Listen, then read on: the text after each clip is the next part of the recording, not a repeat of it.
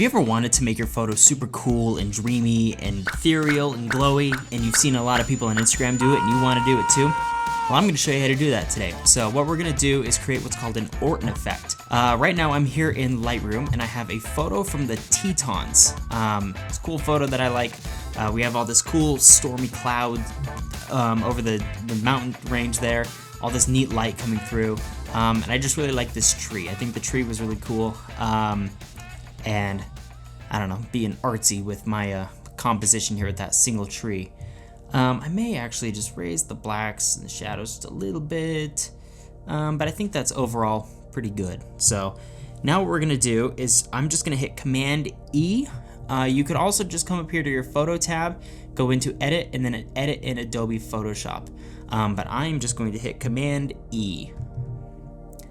And then we'll give that just a second to drop that over into Photoshop. Okay, so we're here in Photoshop. And the first thing I'm going to do is come over here to my layer tab, and I'm going to unlock that bottom layer.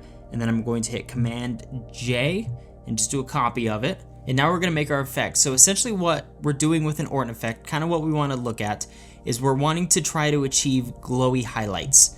We want highlights that are warm and, you know, give kind of a warm and glowy ethereal feel. So super easy to do. So like I said, we start by making that other copy. And you can do this after you make a bunch of adjustments in Photoshop if you want. Just by combining all of your layers into one final layer and basing it off that layer. You always want to do this off of a duplicate of whatever your other layers are. You don't want to do this on your main layer. So I have my duplicate copy here, and we'll just rename this Orton Effect. Okay, so the first thing we're going to do is we're going to come up to our filter tab. We're going to come down to blur, and then we'll hit Gaussian blur. Okay, and then we want to try to match the radius of this to whatever the megapixels of the camera that we're using is. So for this photo, I shot this on a Sony a7R III, which is a 45 megapixel camera. So we're gonna bump this up to 44.4 is good, and we'll hit OK. Okay, and now what we want to do is we'll come back over to filter, and we'll go to camera raw filter. And this is just gonna open this up into Camera Raw. And again, this only opens up that single layer. If you put this into Camera Raw, it's only pulling that one single layer into Camera Raw. So now what we're just going to do is I'm going to jack the contrast up. I'm gonna come over to color, and I'm going to hit that temperature, just warm it up a bit, maybe hit a little bit of that vibrance. I'm gonna come down to the color mixer, and some of these oranges I'll bump up a little bit. Maybe I will turn some of the magentas a little bit more orangey, and let's see, I think that'll do right there. So I'm not doing anything super crazy, maybe a little bit more on the warmth actually. Yeah, right there, we'll do that. Maybe slight bit on the tint just towards the purples, and I think that'll be good. So we'll hit OK. Okay, we're back here in Photoshop. So now we have our really contrasty, warm Orton Effect layer. Now what I want to do is I'm going to come up here to my TK Luminosity Mask panel. This luminosity mask is free in Adobe Creative Cloud. Just go search TK Luminosity Mask, and it's a free plugin. It's super effective. I love this thing. I use it on just about every single photo that I have ever edited. So, and it's super easy to use. We'll do a whole video on these at some point, but I'm just going to open up the luminosity mask panel, and I'm going to hit my lights 1. So make sure that lights 1 is selected, and then we'll come down and hit apply. So now this is going to apply that layer only to the highlights. It's just creating a mask on that layer, so it's only applied to the highlights. Now we're going to hit our blend mode. We're going to come down to soft light. I just like to do soft light just because that works a little bit better. And then we will cut the opacity down to this is kind of personal preference. I usually keep it around 25 to 30. I have seen some people who, you know, kind of jack it up to close to 100%, but I like to keep it a little bit more subtle. So we'll say like 25.